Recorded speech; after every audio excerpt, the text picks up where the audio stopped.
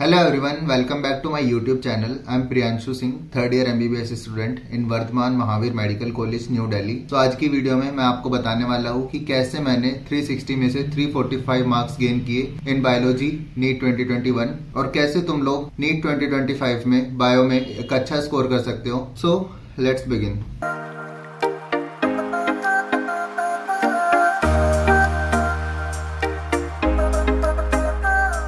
तो यार अगर तुम्हें मेरी तरह 345 plus marks in NEET 2025 bio में गेन करने हैं तो उसके लिए तुम्हें मैं बताता हूँ कुछ टिप्स। तो सबसे पहले तुम्हें क्या करना है कि तुम्हें अपनी एनसीईआरटी को 2 से 3 बार पढ़ना है इन लास्ट के 2 महीने में। एग्जाम से 2 महीने पहले तुम्हें अपनी एनसीईआरटी को 2 से 3 बार पढ़ना है। अब ऐसा क्यों? क्योंकि तुम लोग ने अब तक, जहां तक मुझे पता है कि तुमने अब तक 2-3 बार एनसीईआरटी तो पढ़ ली होगी, ठीक है। और अगर तुमने अब तक 2-3 बार एनसीईआरटी पढ़ ली है अपनी, तो तुम्हें कुछ तो याद हो गया होगा। अब लास्ट के 2 महीने में तुम्हें 2 से 3 बार एनसीईआरटी इसलिए पढ़नी है क्योंकि लास्ट 2 महीने में जितना भी तुम पढ़ोगे ना वो तुम्हें ज्यादा रिकॉल रहेगा एज कम्पेयर कि तुमने अब तक कितना पढ़ा है, ठीक है। तो उसके लिए एक तो तुम्हें मल्टीपल रीडिंग्स करनी है। दूसरी चीज कि जितनी बार भी तुम एनसीईआरटी पढ़ते हो उतनी ही बार तुम्हें कुछ ना कुछ नया मिलता है, ठीक है। यार मेरे साथ क्या होता था, जितनी बार मैं एनसीईआरटी पढ़ता था ना तो मुझे कुछ ना कुछ उसमें जरूर नया मिलता था। तो उसके लिए तुम्हें 2 से 3 बार एनसीईआरटी तो पढ़नी है। दूसरी चीज क्या है? दूसरी चीज तुम्हें करनी है कि तुम्हें किसी भी चैप्टर के 100 से 150 क्वेश्चन लगाने हैं। जैसे कि तुमने आज कोई एक चैप्टर पढ़ा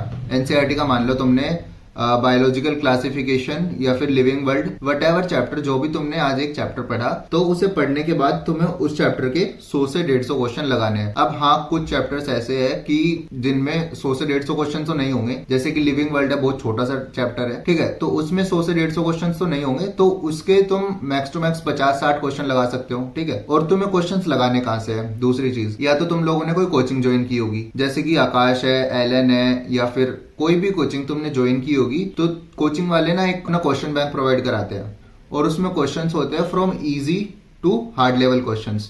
तो तुम्हें इजी से हार्ड लेवल पे जाना है। तो सबसे पहले तुम जब इजी क्वेश्चन सोल्व करोगे तो उससे तुम्हारा कॉन्फिडेंस बूस्ट होगा। उसके बाद तुम मीडियम पे जाना और उसके बाद तुम फिर हार्ड क्वेश्चंस पे जाना, ठीक है। ऐसे करते करते तुम्हारे क्वेश्चंस उसमें बन जाएंगे। अब दूसरी चीज क्या करनी है कि जो क्वेश्चंस तुमसे नहीं बने हैं उन क्वेश्चंस को तुम्हें एक दूसरी सेपरेट डायरी में लिख लेना है, ठीक है। जो क्वेश्चंस तुमसे इजी, मीडियम और हार्ड तीनों में से जो क्वेश्चंस तुमसे नहीं बने उन्हें एक सेपरेट डायरी में लिखना है और तुम्हें उसने बाद में रिव्यू करना है कि ये क्वेश्चंस हमारे एनसीईआरटी में दिए थे या नहीं दिए थे, ठीक है। तो तुम्हें एनसीईआरटी दोबारा चेक करनी है कि क्वेश्चन उसमें दिए थे या नहीं दिए थे, या फिर हम ही उस कंसेप्ट को भूल चुके हैं, ठीक है। और फिर अगर तुम वो क्वेश्चंस तुम्हारी एनसीईआरटी में नहीं दिए तो तुम उस क्वेश्चन को एज अ कॉन्सेप्ट अपनी एनसीईआरटी में उठा के लिख लेना, क्योंकि एनसीईआरटी में साइड में बहुत सा स्पेस दिया हुआ है, तो तुम उस कंसेप्ट को उठा के अपनी एनसीईआरटी में लिख सकते हो। और दूसरी चीज, अगर तुमने कोई कोचिंग ज्वाइन नहीं की हुई है और तुम यूट्यूब से या फिर कहीं और से पढ़ते हो, तो तुम्हें क्या करना है, या तो तुम एमटीजी की एक बुक खरीद सकते हो, उसमें बहुत सारे क्वेश्चंस दिए हुए हैं तो तुम उसे लगा सकते हो, या फिर तुम पीवाईक्यू सोल्व कर सकते हो। पीवाईक्यूज में तो खैर इतने क्वेश्चन नहीं मिलेंगे, बट हाँ अगर तुम कोचिंग जाते हो या फिर तुम एमटीजी से कर रहे हो, पीवाईक्यूज तो तुम्हें करने करने हैं। क्यों? क्योंकि पीवाईक्यू से तुम्हें आइडिया होगा कि कितना टफ लेवल के क्वेश्चंस जो नीट है वो पूछ रहा है।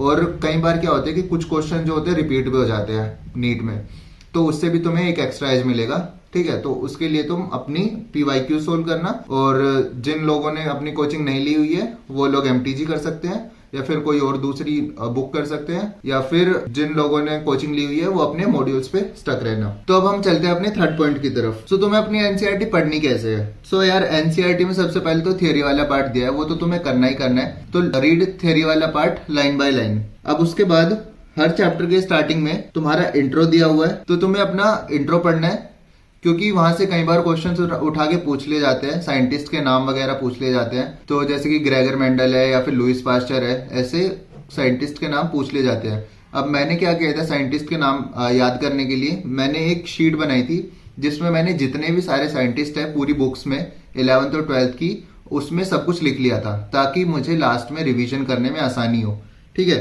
तो तुम भी ये कर सकते हो कि एक शीट बना लो, उस पर जितने भी सारे साइंटिस्ट है उनके नाम उठा के रख सकते हो, ताकि तुम लोग लास्ट में रिवीजन में तुम्हें इजी पड़े। और मैं ये बोलूंगा कि तुम लोग उसे अभी तो पढ़ लो और तुम लोग उसे लास्ट में एक बार देख के चले जाना, बिकॉज इतने सारे नाम तुमसे याद तो नहीं होंगे, बट लास्ट में तुम सेंटर के बाहर बैठ के भी उस शीट को देख सकते हो, तो तुम्हें उससे हेल्प होगी उससे तुम जल्दी रिवाइज कर पाओगे। अब दूसरी चीज है कि तुम्हारे हर चैप्टर के एंडिंग में समरी दी है, समरी वाला पार्ट दिया है हर चैप्टर के एंडिंग में। तुम्हें वो समरी भी थ्योरी की तरह ही पढ़नी है, लाइन बाय लाइन, क्योंकि कई बार क्या होता है कि क्वेश्चन जो है वो समरी वाले पार्ट में से भी पूछ लिए जाते हैं। ठीक है, तो तुम्हें समरी पढ़नी है और उसके बाद जितने भी डायग्राम्स दिए हैं एनसीईआरटी में, जितने भी डायग्राम्स दिए हैं उनकी तुम्हें लेबलिंग्स देखनी है, क्योंकि जो नीट है वो कई बार क्वेश्चंस पूछ लेते हैं डायरेक्ट डायग्राम बेस्ड। तुम्हें एक डायग्राम दे देगा, जैसे कि प्लांट किंगडम में बहुत सारे डायग्राम दिए हुए हैं प्लांट्स के, मतलब जैसे कि तुम्हें कोई एक प्लांट उठा के दे देगा और फिर तुम्हें कहेगा कि यहाँ पे क्या लेबलिंग थी। ठीक है, तो ऐसे क्वेश्चन डायरेक्ट क्वेश्चंस आते हैं, तो तुम उसके लिए जितने भी सारी लेबलिंग्स तुम्हारी एनसीईआरटी में दी है, डायग्राम्स दिए हैं,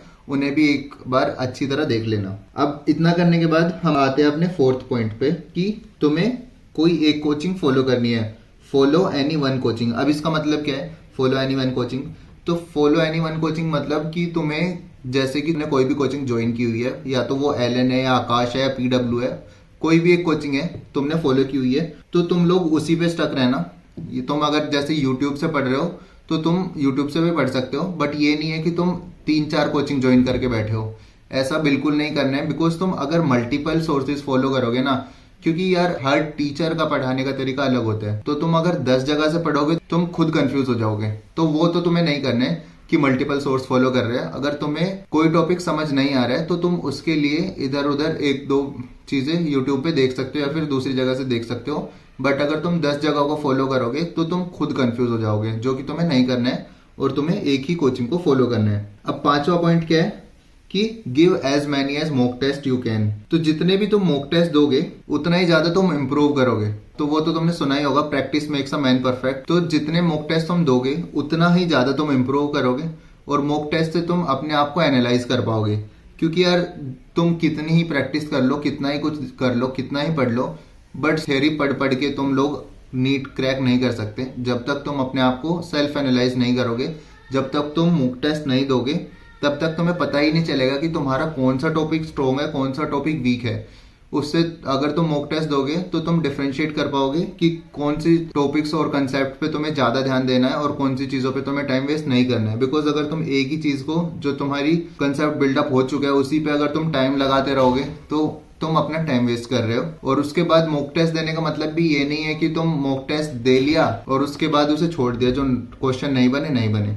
तुम्हें मॉक टेस्ट देना है, उसके बाद उसमें से जो क्वेश्चंस तुमसे नहीं बने हैं उन्हें तुम्हें दोबारा सॉल्व करना है विदाउट टाइम लिमिट। क्योंकि कई बार क्या होता है कि टाइम प्रेशर के अंदर कई बार हमसे क्वेश्चंस नहीं बनते और तुम देखोगे कि तुम अगर दोबारा उसी चीज को सोल्व करोगे विदाउट टाइम लिमिट तो तुमसे वो क्वेश्चंस बन जाएंगे। तो तुम्हें उसके बाद जो क्वेश्चंस तुमसे बन गए हैं दैट इज गुड, बट जो क्वेश्चंस तुमसे नहीं बने हैं उन्हें तुम्हें एक सेपरेट डायरी में लिखना है। ठीक है, वो क्वेश्चंस तुमसे क्यों नहीं बने और उनके तुम्हें कॉन्सेप्ट्स दोबारा पढ़ने हैं। इसका मतलब वो कॉन्सेप्ट तुम्हारे वीक है, इसीलिए तुमसे वो क्वेश्चन नहीं बने, तो तुम्हें उन कॉन्सेप्ट्स को दोबारा पढ़ना है। तो यार अगर तुम्हारा सिलेबस कंप्लीट हो चुका है तो तुम लोग एक हफ्ते में 3 मॉक टेस्ट दे सकते हो और जितने ज्यादा मॉक टेस्ट दोगे उतना ही बेटर होगा। और उसके बाद जिनके अब तक मतलब सिलेबस कंप्लीट नहीं हुआ है, मैं उन्हें बोलूंगा कि अभी 4 महीने बचे हुए नीट के लिए, तो जितना जल्दी हो सके अपना सिलेबस कंप्लीट करो 2 महीने में और start giving mock test. I wish you all the best और that's all for today's video. और यार जिसने सब्सक्राइब नहीं किया चैनल को, do subscribe and like the video and do let me no